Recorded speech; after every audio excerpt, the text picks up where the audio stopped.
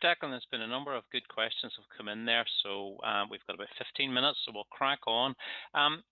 First question here is, are there advantages to being consistent in social media style and tone as opposed to evolving with these trends? Yeah, there's probably two aspects to that question, Rodney. You definitely need to have a consistent style and tone for your brand for people to resonate with. You know, if you're using different language and different marketing messages on your social media, people will just get confused as to maybe what you stand for and so on. So you do need to be consistent with your style and tone of voice, and make sure your style and tone of voice fits your brand, but also fits that particular platform. In terms of the latest trends, if there is a trend among your audience and among your target market, you do need to move with that trend as well, and that's whether maybe repositioning your brand or repositioning your business towards that trend. Like, for example, the Washington Post, despite being a maybe traditional older audience, they shifted position a little, and they shifted the style and tone of what they're saying to fit with the TikTok platform, which has seen benefits of it. So the answer to that question is yes, be consistent, but if trends are developing and there's an opportunity there to connect with an audience maybe that you haven't connected with but will be a benefit to your business, certainly explore that opportunity. That's great. And in terms of that, if my business has got quite a niche target consumer, if it's I'm in B2B and I've got quite a niche market, do you still think these trends can be applied? Yeah, it's absolutely. Obviously, it depends on the type of niche and the type of B2B business that you are, but the trends, for example, the aspect of social media community. I mentioned there that a business consultancy or business consultant set up a Facebook group, and she's traditionally business to business, but was able to engage the business community on Facebook with helpful content about funding and areas that they can go and maybe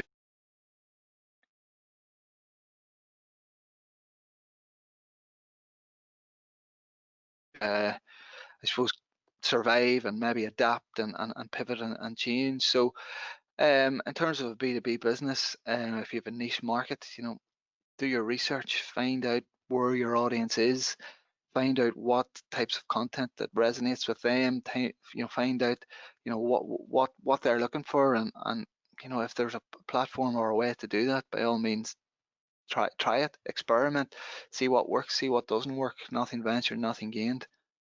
Sure. No, that's good advice. You mentioned there about removing reactions and potentially posts from the social media channels like Facebook and LinkedIn.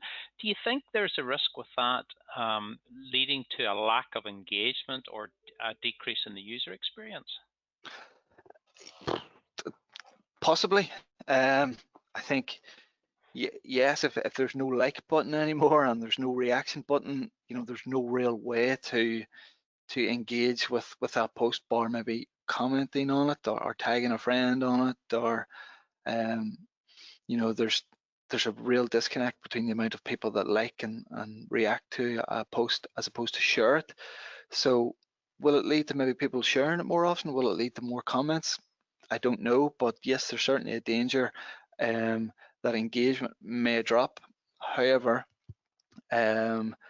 in terms of people's mental health, in terms of making social media platforms a more friendly place, a place where people can be happy as opposed to jealous or whatever, I think it's maybe a positive move, and you need to rethink how you're going to measure your engagement. It might be reach, it might be video views, and it may force people to create more videos so that they can track views as opposed to likes and comments. So of course there's a danger of there'll be less engagement, but it may be a different form of engagement. It may be video views, it may be comments, it may be shares, or maybe those other elements like sentiment or share of voice or so on. But the key thing is if you're creating content that is engaging, people are going to click on it, people are going to spend time watching it, people are going to read it.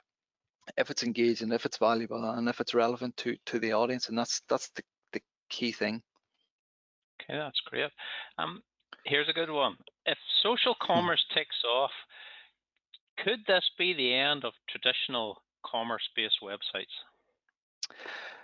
Yeah, I would need a crystal ball for that, but I don't envisage. So obviously, there's traditionally, you have your traditional e-commerce sites, and a lot of local businesses here do have very good e-commerce sites, and I don't envisage that declining. What I would say is that they're going to become more and more intertwined, and your website or your e-commerce website will sit alongside your social commerce platforms and direct traffic, possibly back and forward. The way the social commerce platforms, the Facebook shops and Instagram shop is going to work is that it can actually, currently it's going to be connected to a Shopify or a BigCommerce or a WooCommerce or a Magento, and that's where the transaction is going to take place. In the future, there could be this cryptocurrency thing, and maybe we'll cross that bridge when we come to it. I don't know, but I don't see it to be the end of traditional e-commerce routes, and I think Amazon would have a big say in that too. I don't think they're going to roll over and let the likes of Facebook and other social platforms take all the purchases online. Does the experience stay on the social platform? So if you're buying through Facebook, do you stay within the Facebook platform to complete your purchase? Yeah, well, currently for businesses here in Northern Ireland, the way it works is that you see a product on Facebook or Instagram or Pinterest, and you click on that, and then you're directed to the cart on an e-commerce website. Okay. Now, this new Facebook shops and Instagram shops is actually a native shopping experience. So you stay on the Facebook or Okay. Instagram platforms, and that's the key difference. But again, that's not released here yet until until I don't know when. Yeah. Okay. No, I have extremely limited experience in this sort of thing, but what I found is that customers tend to go back to the interface that they first engaged and bought from. So I know people who've got shops on eBay, they maybe have it on Etsy, they also have got their own e-commerce site, and what they tend to find is that no matter how much they try to convert their customer across to their shop, most people go back to where they first made the purchase because that's where they feel comfortable and that's where they know. So maybe that might be the same with this sort of thing. Yeah. Quick question here around small businesses and the time involved. Do you think these platforms, the small businesses should put more time into these new platforms? So, for example, is the audience moving away from Facebook, or do you think they should still maintain the same amount of time marketing on Facebook? I think the key question there to for the business to ask themselves is where is their audience, where is their target market? If your target market is moving away from Facebook and is moving to Instagram or TikTok or Twitter or another platform, is you should move with where they're moving to, and how do you know that? I guess it's talking to your audience, engaging your audience, is looking at the metrics, looking at what competitors are doing, looking at what maybe the big brands that you maybe don't directly compete with, but are sort of leaders in the industry. Where are they? So go where your audience is and monitor that by speaking to your audience. Conduct interviews, conduct surveys. Send a survey out to all your customers and find out what percentage of them are on various platforms. 40% of them last year could have been on Facebook. 60% of them this year could be on Instagram. But unless you ask these questions and do that research, you won't know that. So go where your audience is and find out where they are through research and asking them and competitor analysis and those types of things. Great. And there's a question here, and this popped up a few times during your different webinars that you've done with this deck, and it's around paying for sales growth versus organic posts on social media for sales growth. And what's your opinion on that? Yeah, so Obviously, we every business would prefer to have the organic growth and the organic sales because it just involves their time as opposed to paying Facebook to advertise. And um, the chances of doing it organically, have decreased because of the sheer amount of information on social media channels. And it's hard unless you're creating, you know, hit after hit in terms of the content that you produce. It can be difficult to get an organic following. It also can take more time. You may spend 6 months building up an organic portfolio and so on, whereas you can kind of bypass that and start advertising directly to the people that buy from you on these social platforms and spend money and short circuit that whole sort of time it takes to build an organic following. So what I would say is social media is becoming more of a sort of a pay to play type platform, and you need to run ads alongside to be effective.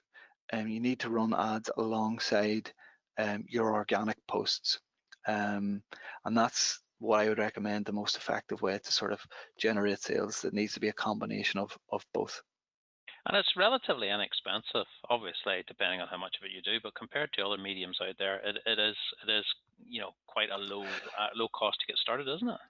I would say it's good value for money. Depending on the type of people that you're targeting and the age range and the demographics and so on. But I've seen £50, for example, advertising budget over 2 weeks, reach 10,000 people, and those 10,000 people are of the age that typically buys from a business, of the geographic market of where their customers come from, and also you can target people based on interest. So it's people interested in, traveling to America, or people interested in visiting, you know, uh, tourist places or destinations or whatever your business is. So you can, it's highly effective targeting for low cost of money. So it's a good, usually if it's done right, a good return on investment. £50 isn't, you know, far. So in that way, yes, it's a fairly cost-effective method. Oh, thank you. Okay, a quick question here about Lasso you mentioned. Is this only available within Facebook or the Facebook app, or is there a separate app for that?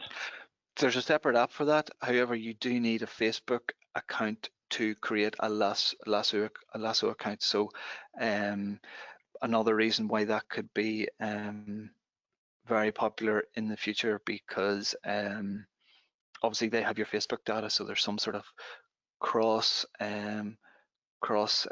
promotion and cross sort of sharing of information there. So it's a separate app, and you need to download it, Play Store or Apple Store or whatever platform you're on. But you need a Facebook account to log in and create a profile.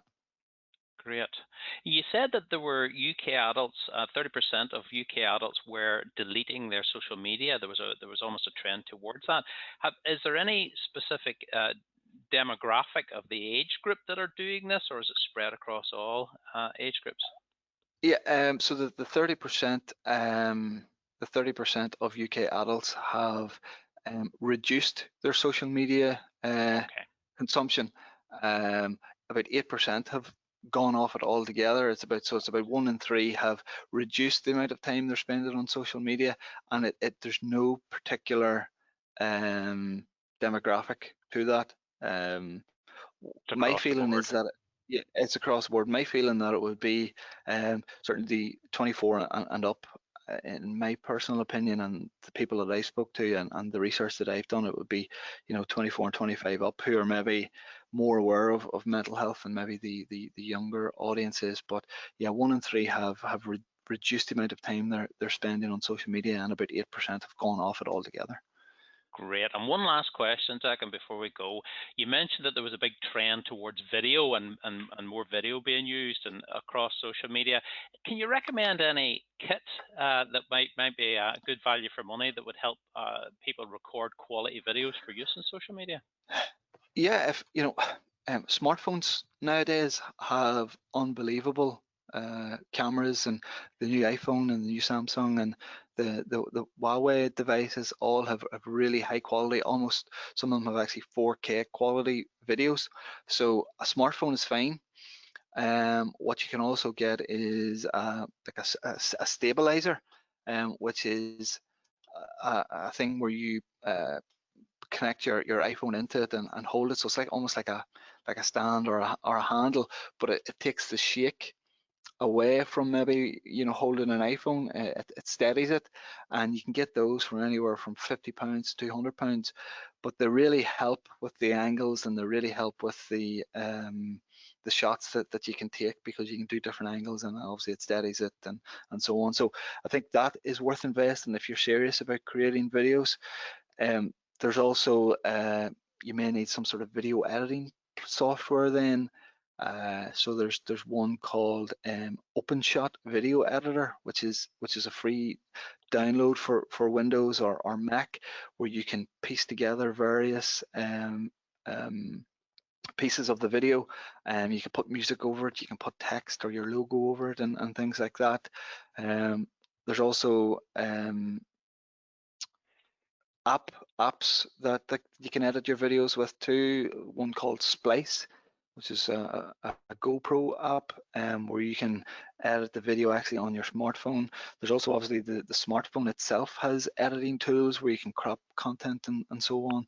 And there's also iMovie as well. If you're an Apple person, you can obviously use iMovie to do all those types of things. So yeah, there's lots of tools and products that don't cost a whole lot of money, that you can use to create really good video content. And just on that, video content, I think video content doesn't need to be professionally shot as much anymore, because people are looking at real, authentic content, and stories have been a good showcase of that, where it's not professionally shot, it's real, and it's in the now, and you don't need a lot of time and money invested into videos. And it As feels you used authentic. It feels Yeah, it authentic feels when it's like that. exactly, and that's what people crave. And well, that's what people crave, but that's what the data shows that people want, authentic videos. Indeed, indeed. Listen, Declan, thank you very much for your webinar today. This is, as you said, this is your sixth and last session for the practical export skills. So I'd just like to thank you for that. And look, to all our audience, we've tried to get through again as many of your questions as we could. And we hope that you found today's session of use and of benefit, and you can apply it in your own businesses. If we weren't able to get to your questions today, we do continue to update our business website at nibusinessinfo.co.uk with the latest guidance, advice, and FAQs. You can sign up to get their email newsletter on the nibusinessinfo.co.uk website. Today's webinar was the sixth in our series. As I said, the next one is the new normal, rebooting your value proposition, on Tuesday the 28th of July, and you can register it now and indeed for the rest of the series at investni.com/events. And if you want to be notified of the latest events, news and support from InvestNI, then please ensure that you sign up to our 2-minute update new email newsletter at investni.com/newsletter. That's it for this session. I'd like to thank you all for attending and hope you have a great day.